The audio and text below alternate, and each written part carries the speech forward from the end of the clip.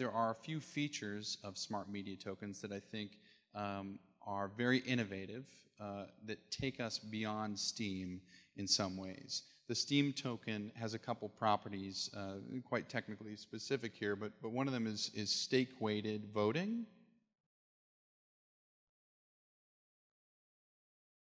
For allocations of rewards. Basically, in deciding how tokens get distributed to people writing blogs, the blockchain calculates the upvotes based on how many coins the person who did the upvote was holding. And what this means is the more coins you have, the more Steem you have, the more influence you have on the platform. And when we first set out creating Steem, what I wanted to see happen was that we would use cryptocurrency to help dictate where the quality content was in a system.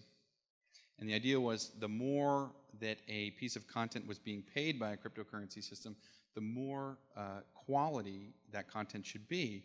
And to prove that, you would look at a system or a web page, and if you saw 3 articles, and the first one was paid 10 Steem, and the next one was paid 7, and the next one was paid 4. If you had an objective analyst come by and read all these articles, you would hope that they read them and they say, yep, this is definitely the most high quality, this is the second highest quality, and this is the least quality of all the 3. And if they do that and their perception matches up the way that rewards were distributed, that means that you have an algorithm that seems to truly be identifying good content. Well, with Steem, we didn't quite find that that was the case. And the reason that it didn't end up working the way that I hoped that it would and imagined that it would was mostly because of stake-weighted voting, which basically gives more influence to people who have certain interests in a community. So what I believe, to truly realize this future where cryptocurrencies are helping us identify great information, is we need to begin to leverage not stake-weighted voting, but account-based voting.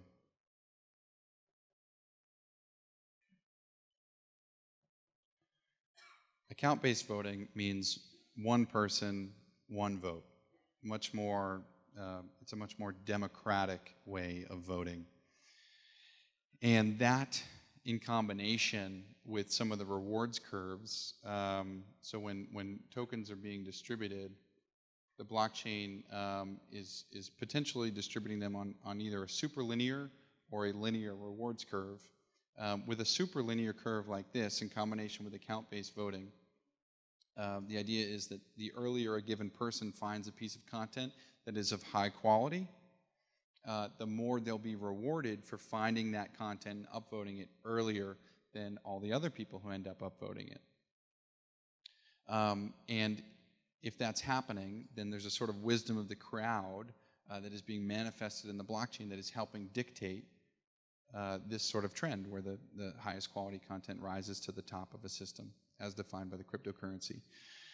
So yeah, anyway, SMTs are going to have all these sorts of cool features that allow and empower entrepreneurs to start great communities, niche communities of any sort, and also they'll empower these tokens to really help us make great products where cryptocurrency is basically giving the users of the internet, the readers of content, great information.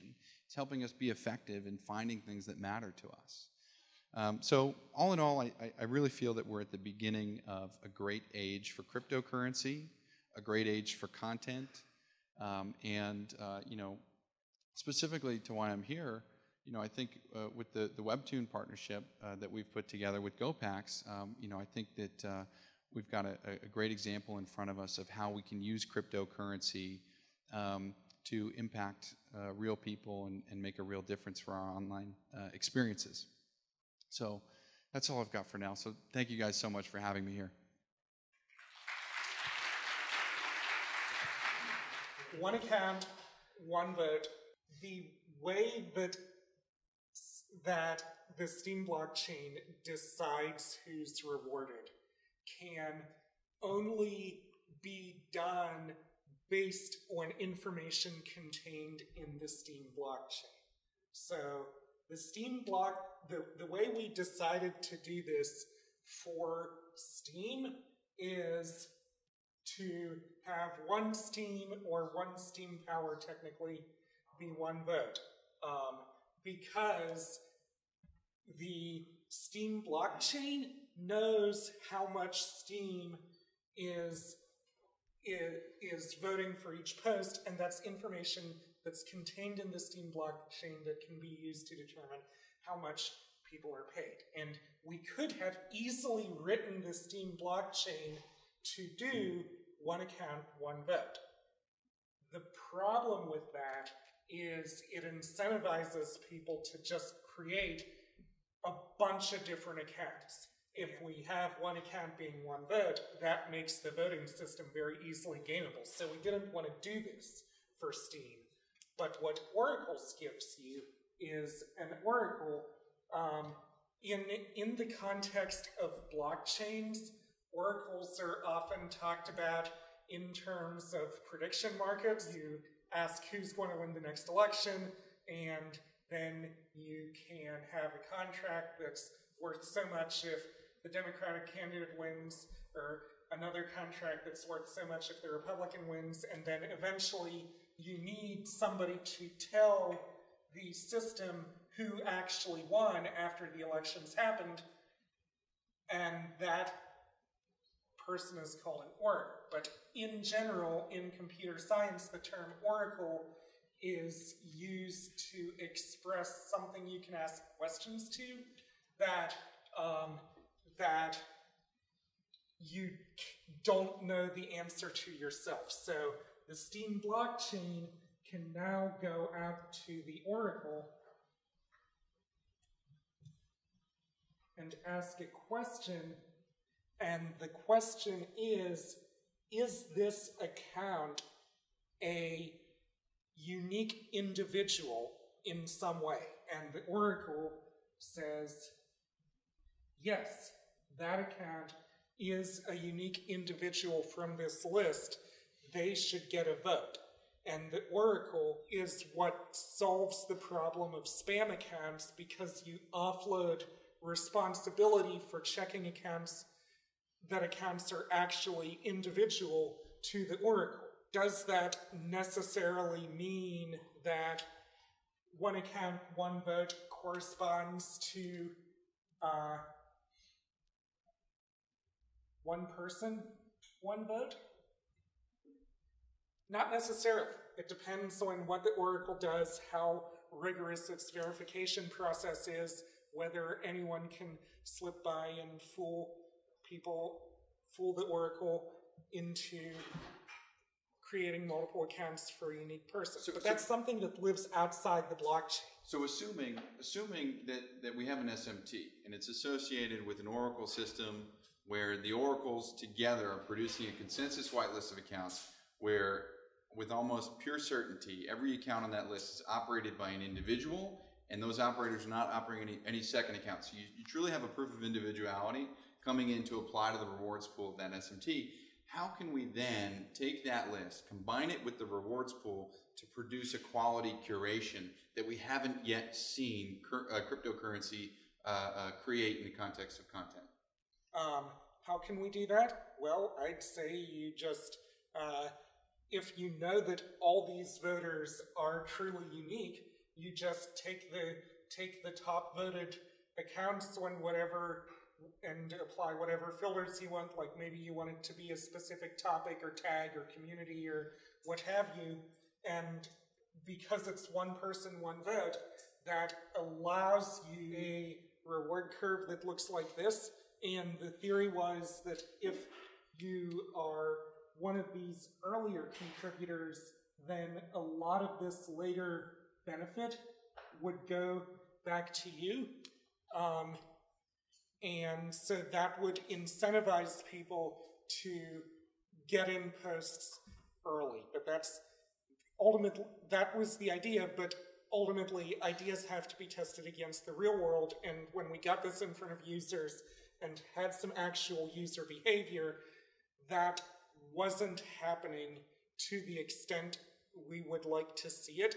it just turned into a system that benefited mostly the whales and made a lot of ordinary users feel discouraged and discouraged growth, which is one of our goals. So we moved away from that for Steem, but when you have one person, one vote, there are no whales. I mean, obviously some people can have more Steem or whatever token than another, but that doesn't matter for the purposes of voting.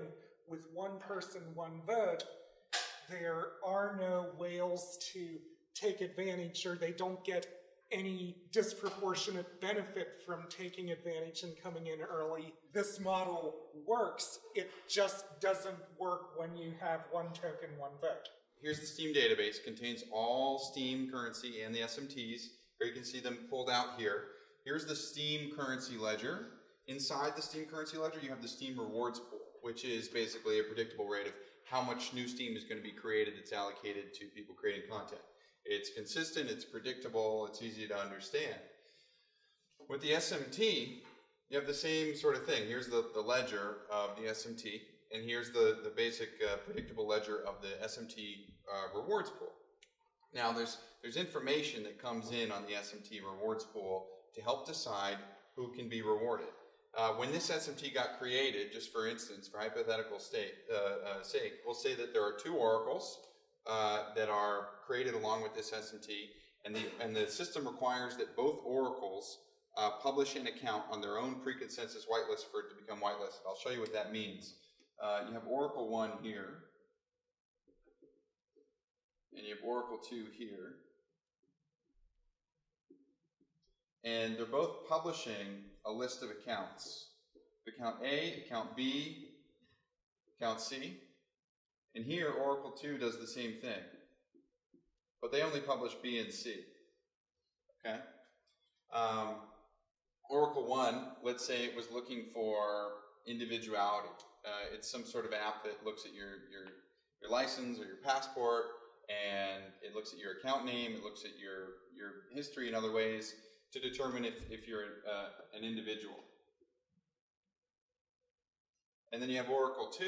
Let's say that this is a list of only good actors, only people who say are on Steemit who haven't broken any community guidelines. So we'll call this a community, or we'll call this a good person list. Santa Claus runs that one, right? Santa Claus runs this one. Naughty or nice. That's the naughty or nice list. And so they're both just creating these lists. And the reason that they're creating these lists is just like the reason that witnesses for Steem are producing blocks. These actors are being paid. This SMT is not only this rewards pool going to people creating content, there's SMT coming out and paying these oracles. And these oracles are elected accounts on the blockchain. So this one could be at Steemit, a company-owned account doing individuality verification. And this one could also be at Steemit, or it could just be some other trusted. This can be at Santa Claus, right? I forgot that he runs this one. Okay? So both these accounts are receiving this SMT at a predictable rate to do this job, right? And they can be voted in and out of this position, just like witnesses can be voted in and out of the Steem ecosystem. So they want to do their job well so that they don't lose their compensation. So they're publishing these lists. Steemit is checking for individuality. Santa Claus checking for good person. It turns out that there's only some overlap between these lists. Person A, turns out, was naughty. So they may have been an individual and made it into the first list, but they were too naughty to make it into the second list. So then we come down here and we see account A, account B, and account C were all contributing content to this system. And the posts that they were creating had SMT1 linked to it. But what happens is the blockchain reads their posts,